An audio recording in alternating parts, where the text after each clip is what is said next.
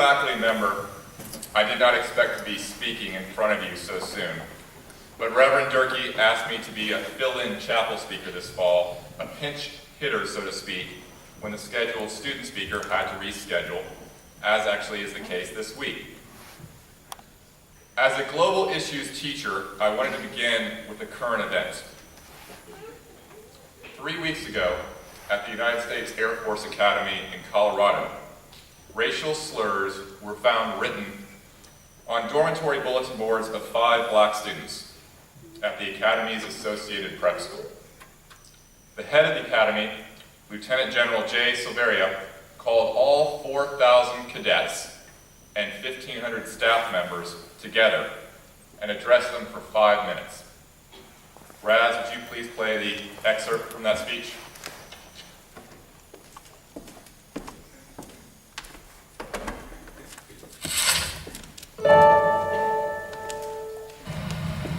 You may have heard that some people down in the prep school wrote some racial slurs on some message boards.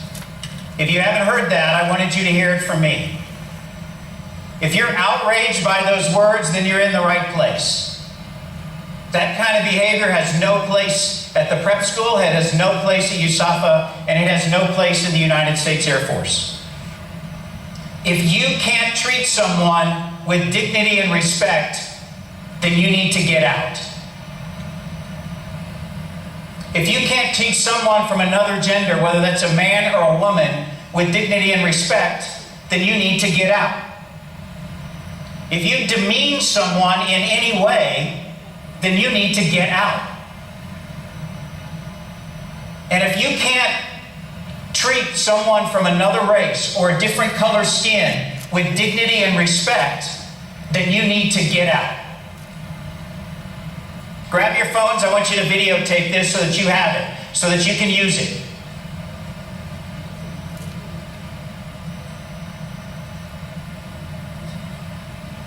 So that we all have the moral courage together. All of us on the staff tower, lining the glass, all of us in this room. This is our institution.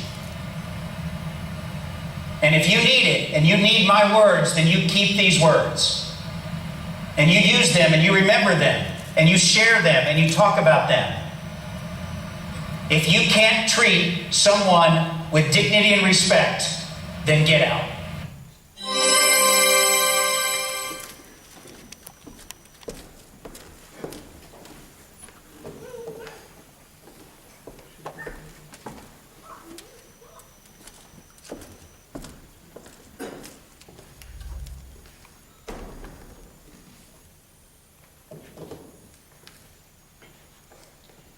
As I hope many of you do, I find this speech to be an inspiring, resoundingly clear response to an act of bigotry. His words simultaneously defend those demeaned and calls those in the community to take a stand. It reminds me in many ways of speeches I have given in my career. You see, one of the things you should know about me is that I spent most of my career in the middle school, working with students from grades 5th through 8th, including 5 years as a middle school principal. In certain cases, separating a middle school student from the school was necessary and an appropriate response. But if I had told my middle schoolers to get out every time one of them did not treat a student with dignity and respect, my middle school would have been largely empty by the end of the year. It's not that middle school students are inherently bigots and bullies, but for a variety of factors, they do engage in bully-like behavior and make demeaning remarks, sometimes knowingly, but oftentimes out of ignorance and peer pressure. My job was not only to stop such behavior, but also to teach them to make better choices, not out of fear of punishment, but out of a desire to positively contribute to their community. How did I do that? Well, the second thing you need to know about me is that I am from Texas, which means that football was part of my upbringing. And as much as football may promote some negative stereotypes itself, when I worked with middle school boys in Texas, football was often the most effective way to teach them about life and how to treat others with dignity and respect. You all know that I'm a rower, but in high school I was also a varsity football player who played under the Friday night lights. The pinnacle of my football career, however, was the 10 years I served as the offensive and defensive line coach for my 7th grade football team. Now, compared to Coach Saylor, Coach Jenkins, Coach Wilson, Coach Bowman, Coach Hayes, Coach Flora, I am a football amateur. But I do take pride in the fact that I coached the offensive line during my time as a football coach. And it's the role of these linemen that I want to focus on today. For those of you who don't know much about football, generally 6 of the 11 players comprise the offensive line. Their 2 primary responsibilities include blocking defenders to open up running lanes and protecting the quarterback while he executes passing plays. These jobs sound simple enough, but when linebackers blitz and defensive tackles stunt, the battle in the trenches grows fierce. The line must face this defensive onslaught every play, and without their combined effort, moving the ball down the field is virtually impossible. But even though their role is vital, linemen are some of the most overlooked and underappreciated players on the field. In my humble opinion, they are the unsung heroes of the game.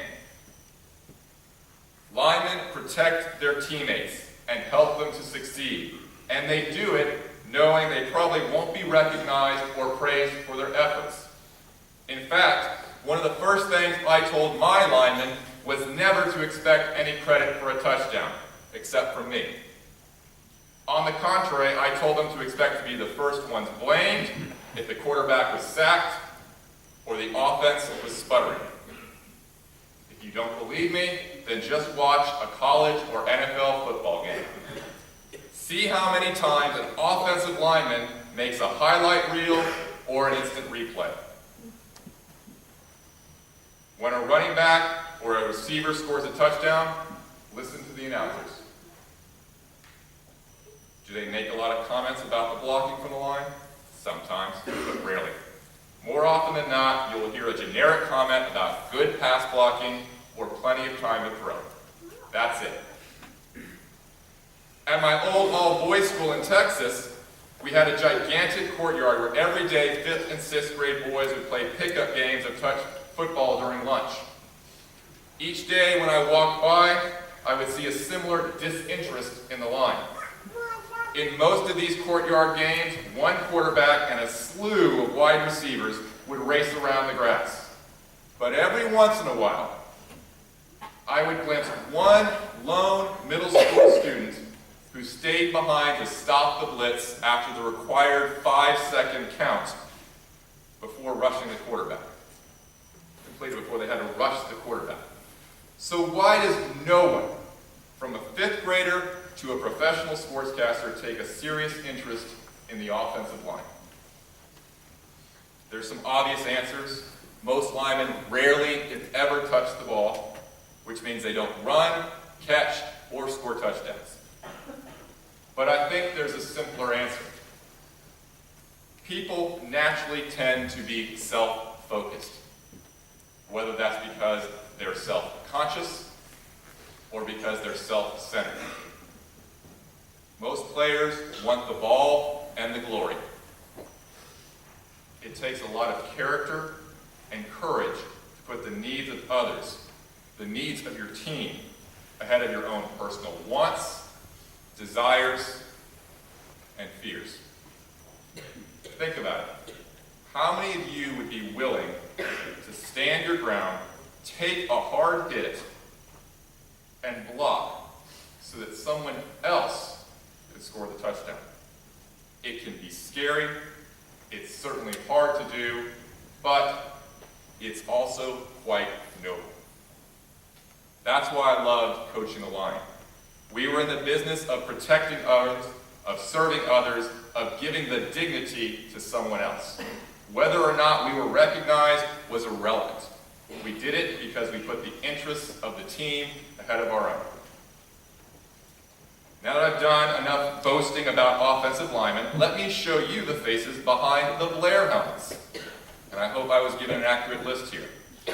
Would Preston Kravolka, Jack Sitz, Craig Carell, Owen Trafin, Eli Anthony, and anyone else who plays in the offensive line on JV or varsity, please stand and remain standing.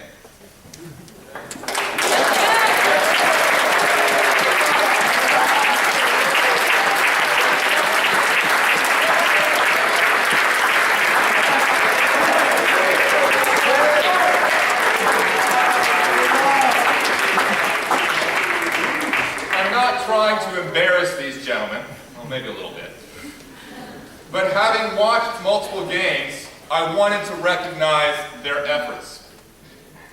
I also hope that they conduct themselves off the field the way I've seen them conduct themselves on it, protecting their peers and putting others first. But if, as I've indicated, it's hard to step in front of a blitzing linebacker, it's even more difficult to speak up for someone at school. Unfortunately, I know many of you have been in this situation. You're with a group of students, either online or in person, and some of them start gossiping about another, making unkind remarks, or outright targeting someone. What do you do? Well, some students might join in the taunting. Others might stay silent because they themselves fear becoming the topic of future conversations. Again, how many of you would be willing to stand up and to speak for one of your classmates? Not one of your good friends, but someone whom you really do not know well. How many of you would have the guts to say, let's not talk about someone like that, or simply stop it? Everyone knows that such exclusionary and socially aggressive behavior is unacceptable at Blair. But when a teacher isn't nearby, how many of you would put the needs of another ahead of yourself, of your own desire to fit in, of your own natural tendency to judge others, and of your own fear? After all, what's in it for you? You're not going to receive an award. Similar to alignment, no recognition is coming your way. I don't deny that it's hard to do, but we all know it's the right thing to do. Ultimately, the linemen off the field are much more valuable than the ones on it. Still, both in football and in life, serving others, protecting others, and standing up for others are noble causes. Similar to knights in armor, or Jedi Knights with lightsabers, linemen in pads follow their own chivalric code. At the Air Force Academy, their code is dignity and respect. At my old school in Texas, our code in middle school was simple. No one eats alone, no one plays alone, and no one makes another person feel unwelcome. At Blair, I'm still learning what the real code is, but so far my favorites are be a light and don't give up the ship. Because protecting the ship means protecting your crew. As faculty, it's our job to support you as you follow this code. As students, it's your job to support each other. When we reach Petty Day in 2 very, very short weeks, take some time to watch the offensive line instead of the quarterback, the receivers, and the running backs. More importantly, act like linemen at school. Don't get out of the way. Step in and step forward. Think of others first. Protect and cherish your classmates, and do those things you should do even when no one is watching. Thank you.